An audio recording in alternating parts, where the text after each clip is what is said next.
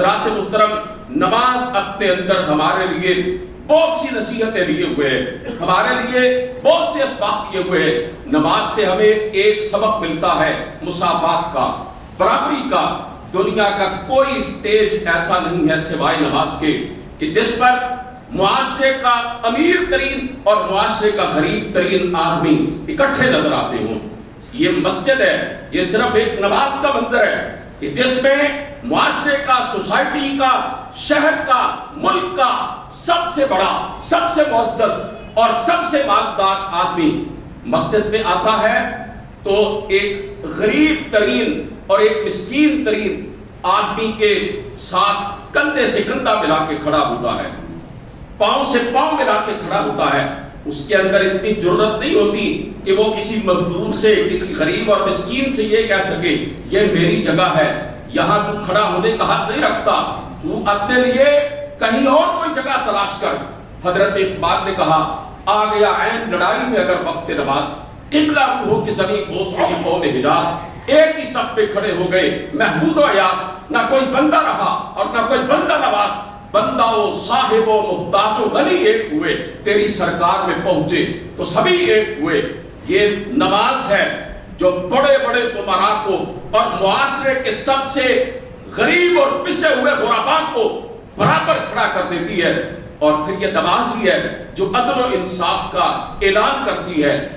مسجد کے اندر آ کے کوئی سرمایہ دار، کوئی وڈیرا،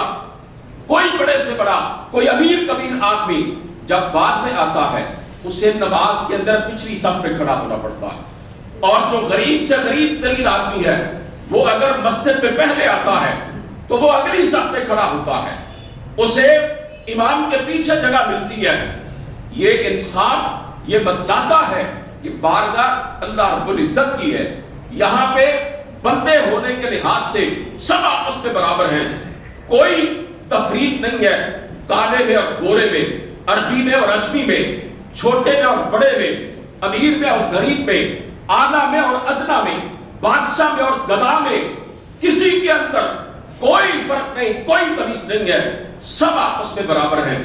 اللہ فرماتے ہیں یا ایھا الناس انا خلقناکم من ذکر و انثی وجعلناکم شعوبا وقبائل لتعارفوا، اے انسانوں ہم نے تمہیں ایک مرد اور ایک عورت سے پیدا کیا ہے، تم سب کے ماں باپ ایک ہیں، اور ہم نے تمہارے اندر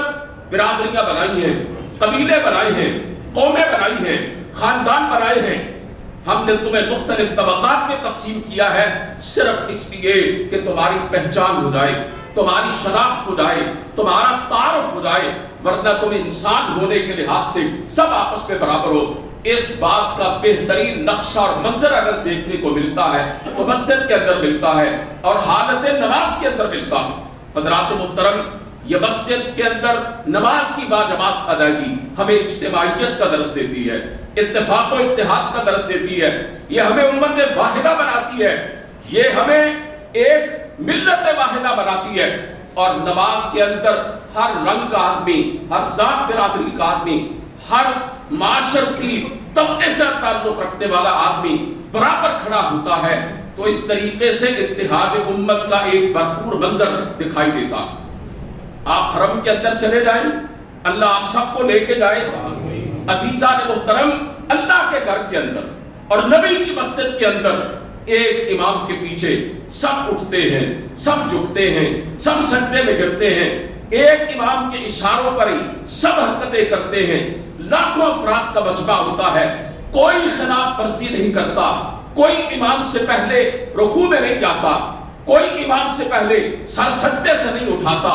اور پوری دنیا کے مسلمان مختلف ملکوں سے، مختلف نسلوں سے، مختلف زبانوں سے تعلق رکھنے والے اور مختلف معاشی حیثیتیں رکھنے والے سارے اللہ کے بندے حرم کے اندر جمع ہوتے ہیں۔